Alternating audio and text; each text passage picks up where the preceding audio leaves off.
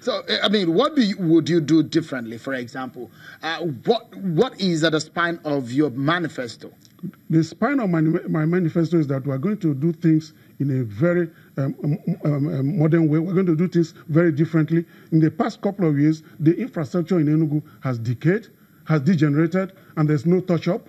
Which part of the infrastructure? The roads are there. Up till now, there's no water in any tap. And I'm telling the people that this is very easy to do.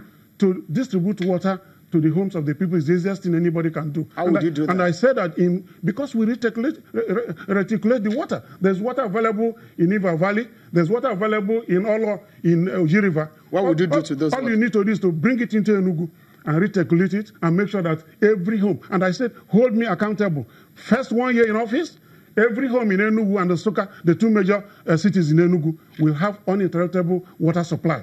That's what I said. And I said, we're also going to improve the environment of our state, because Enugu is a very good home for tourism.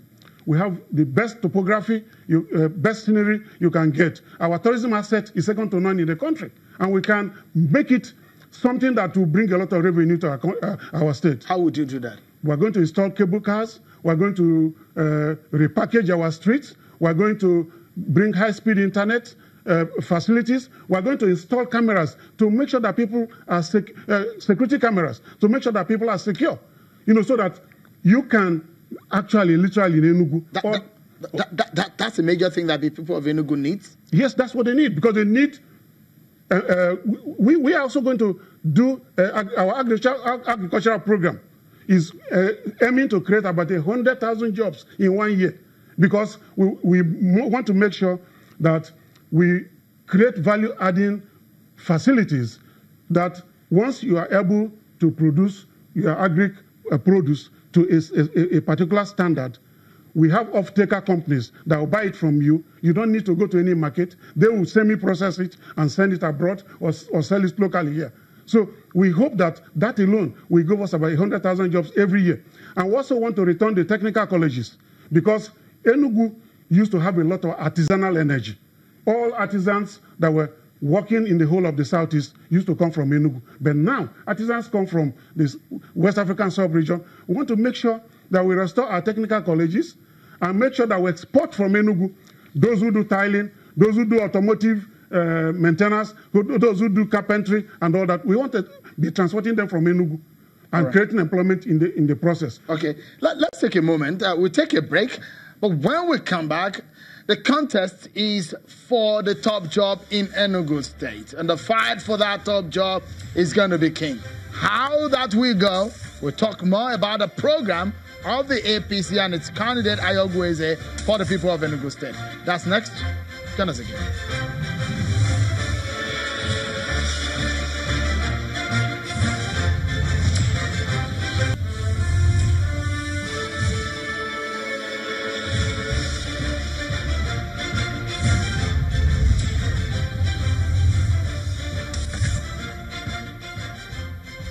Welcome back, everyone. The governorship race in Enugu State, guest was talking tonight. And our mission here on Channels Television is to engage those who want to lead Nigeria and in every aspect of our lives, both from the local to the state and the national level, to engage them in conversation on how they hope to get the job done, the issues. That's what we're discussing tonight on the program. One man who wants to become the Enugu State governor is a former senator and is a candidate of the APC. So many controversies around how he emerged, and we're talking about his plans for Enugu State. Senator Ayogu has been talking to us on the program. Thank you so much. Let's get back to the Yes, I want to correct the impression. There's no controversy about how I emerged. Not a single controversy.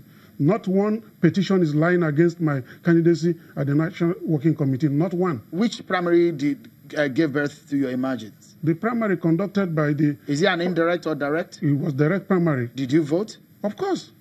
Of course I voted. Do you know your chairman, your ward chairman? Of course I know my ward chairman. Who is your ward chairman? My ward chairman is somebody Enugu. Okay. Yes. So you voted in your ward? Yes, I voted What's in my the name of your ward? My word is Umuzi was 7. Yes, these are some of the things that people are asking. They're just telling you lies. They're confusing you. No, not confusing. People who these are the information that we'll get. I'm a journalist, so we will get to the matter, to the heart of the issue. People who lose the elections will always have something to say. We were doing, first of all, what was approved for Enugu was indirect primaries. That indirect primary was ongoing on Sunday, and they felt they were going to lose. They called Abuja, got the national chairman to cancel it. By that time, 4 local governments outside my catchment area had voted.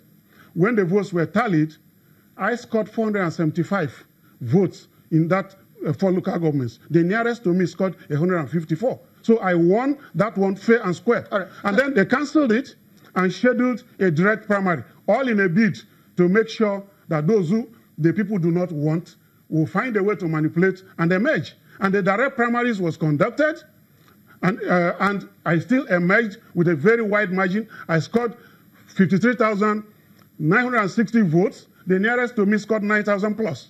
Let's talk about, with the few minutes that we have, let's talk about the issues of how it looks so much that some of the controversies perhaps will be in the past. Now, let's talk about the next few minutes on what you are hoping to do and whether or not you can do better. The capacity is what people are looking at.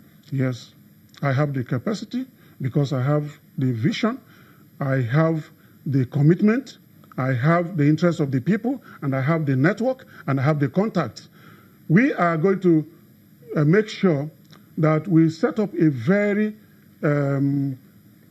busy investment desk that will attract a lot of donor and development partner funds. That's not happening right now because quite a lot of things are available for you to do for your city renewal, for renewal of infrastructure, for bringing healthcare to your people. Let me tell you, in Enugu today, a friend was telling me a story of how a traditional ruler was beaten by his subjects into coma, and he was taken to the premier hospital in Enugu, and they didn't have a common stretcher to take him into a vehicle to take him to another hospital. And needless to tell you that because of the handling and all that, that man died.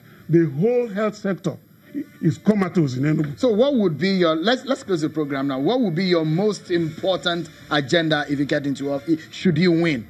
My most important agenda is to improve the fortunes of our people by creating jobs, by creating wealth, by generating employment, by making the people rediscover themselves and providing those infrastructure which have not worked for the people over the years. There's no water, the hospitals are dead, the schools are comatose. We are bringing back the libraries, all right, so that our people can read and be on their feet. Okay. So it's not a question of telling stories. And we have people who have been sitting down for the past 3 years or 4 years that have not affected the lives of the people. The people are saying, listen,